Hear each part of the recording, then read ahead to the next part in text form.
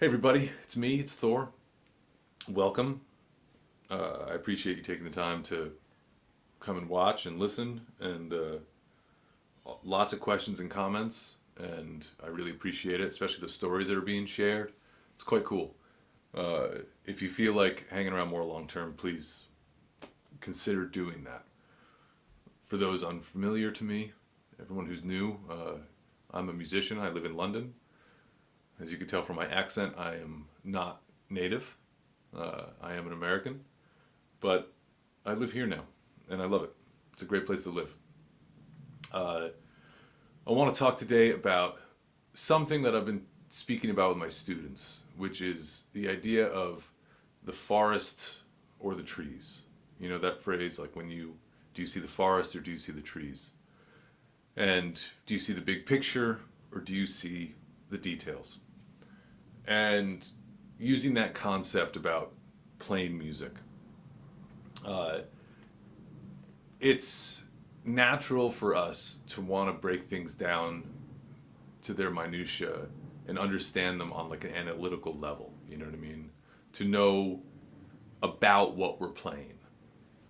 And knowledge is power, so that's not a bad thing. But I don't think it's a necessary thing with all that you play from the start. So let me explain a little bit more. Sometimes you kind of just have to trust the natural process of understanding. Some of the things that I have learned the most from, my understanding of it came many years later. A good example, when I was 20 years old, I went and participated in something called the National Guitar Workshop. And I don't know if it still goes on, but in the States it was a thing. It was like a week-long course you can go and do. They had a few of them around the country. And it was something that you'd always see advertised in guitar magazines. So it took all of my money to go do it.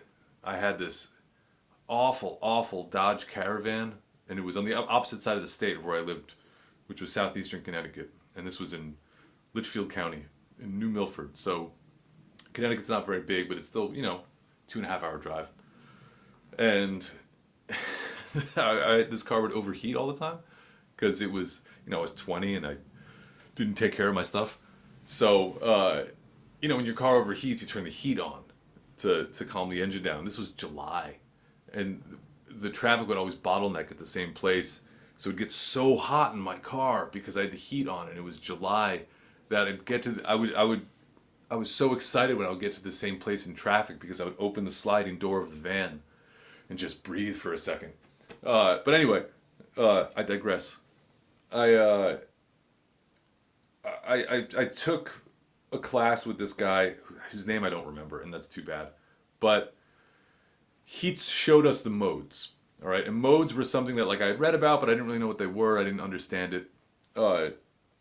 And he basically he gave us the modes, 3 octaves of each mode in a grid form. So it was a piece of paper with dots written on a neck. It wasn't like classic tablature. And then the explanation, both from him and a lot of things you read about modes, is how to improvise using modes. And that's something that I didn't really dig. I didn't like that concept. It seemed very limiting to me. I was hoping that something that looked as expansive as this would actually break my limitations, because everything I was playing I figured out. So I felt limited in certain regards and I wanted to know more. And but so I didn't agree with that, but at the same time I memorized them because I liked how they sounded. I liked the fact that I made it into one big exercise, which I'll see if I can accomplish right now. I've got this exposure set really, really dark. So I'm going to try to bring that up a little bit. My apologies for the very, very dramatic first half of this video. Let's split the difference. Yeah, I think right there will be good. Because we're about to have some bright sun, I think. Anyway, So in the key of G, this exercise that I did, which is basically ascending the first mode, descending the second, so on and so forth, all the way up. It's been a while since I've done it, so be easy on me.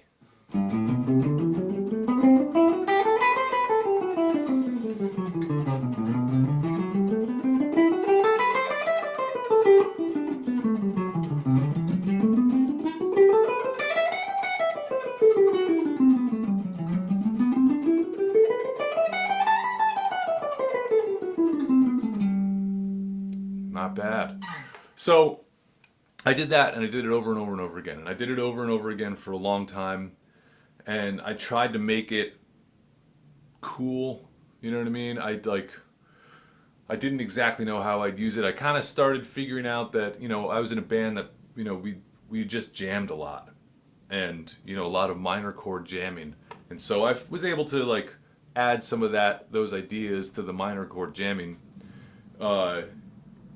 But it took, I don't know, I'm going to say another bunch of years. No, maybe not a bunch of years, but a long time.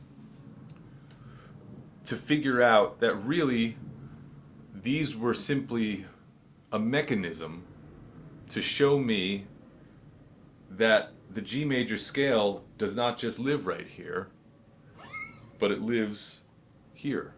You know what I mean? It showed me everywhere that's possible to play in the key of G major. And if I can relate all of these areas to G major, then I can relate all of them to the 4 chord of G major or the 5 chord. It really showed me this wonderful map. And so I stopped thinking about it in regards to modes, and I just started thinking of it all as G major. And so it was a long time of just looking at the forest without understanding the trees. You dig? It took me playing the ever-living shit out of it for a while before I understood and was able to see the color of each leaf on the tree. And it's still revealing itself. That's the other cool part about everything, right? Everything we learn continues to teach us. Even if you don't realize it, you're better today than you were yesterday. So that trickles down. And so if you're better today than you were yesterday, then maybe you have a better understanding of a concept today than you did yesterday. It equates to everything. So another example for me is the Segovia scales, which I've talked about before. And they have a very distinct set of fingerings that some make sense, some are weird, but whatever. It is what it is. And they were taught to me with the sole instruction of don't analyze these, just play them. And just memorize them and play them. And that's it. And I continue to do that. And I have, from that, started seeing things in a different path on the instrument. It's they're teaching me without them trying to teach me. Does that make sense? It reminds me of when I was a kid and we still lived in the city. Once again, that's New York City. There was this really great costume shop and Halloween shop called Abracadabra, which I think still exists, but it's in a different place now. When I was a kid, it was on Christopher Street, or maybe it wasn't. Anyway, it was in the village somewhere, and we'd go in, and behind the counter there was these swords, and me being a little boy, swords are cool, and I would ask the guy, "Are those swords real or are they fake?" And he'd say they're real fake. In my little kid mind, I'm like, real fake. So real fake is a word, and I don't know what it means. But he sure sounds like he knows what he's talking about, so that's a thing. And it stayed in my mind. And I actually never talked about it out loud, but that stuck in my mind, and it took me, I just, every now and then I'd go back to real fake over the years of being a kid, and, whatever, real fake. Wonder what that is. Wonder if I'll ever figure out what that is. Anyway, let me go about my business. And then I was about 20 years old, and I was given a guitar lesson, and someone asked about something, and I said, "Is that real or is that fake?" And I said, "It's real fake." And without thinking, I knew exactly what it meant, and I understood the joke, and I got to say it. And it just like, it's stuck in my mind. And it was years before I got it, and I came to it on my own.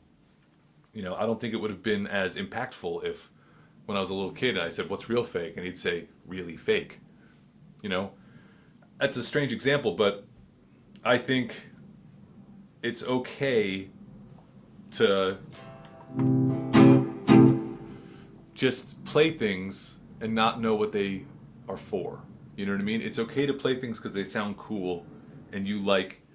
Sometimes I like to play things that just feel good on my fingers. You know what I mean? Like it's just, there's something that's, even if I never use it, I like it. You know, there's this idea I started playing with, I don't know, a couple years ago, and I have yet to actually do anything with it.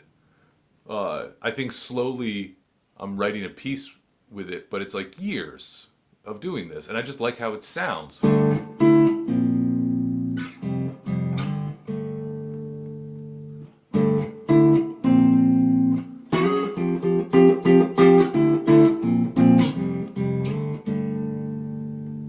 I can't tell you what key it's in. I can't, you know what I mean? Like it just sounds and feels really good to play. And someday it will occur to me what key I'm in and what it's for. But until then, I'm going to keep playing it because I like the way it sounds.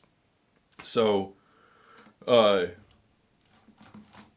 guess what I'm trying to say is like, you don't need to know every ingredient in the delicious meal you're eating. You need to know that it's delicious, it's not going to kill you, and you're enjoying every bite of it. So, that's my feeling about that. Anyway, that's it for today. I just wanted to talk a bit about this because I think it's important. We live in a world where the music teaching thing is. I think we're not letting there be enough mystery. You know, I understand that atmosphere and gases and weather, those elements make for a beautiful sunset, but like, I don't care. You know what I mean? A sunset's beautiful. That's what I care about. So, a lot of times, you should just play music because you think it's beautiful, not because you know exactly what you're doing. Anyway, that's it. I hope you can get a good meal. I made some of the best eggs I've made in a long time this morning, and I just want to brag a little bit about that for a second. Pat myself on the back. They were delicious, spectacular, top 10. I hope you have a great day, and I'll catch you next time.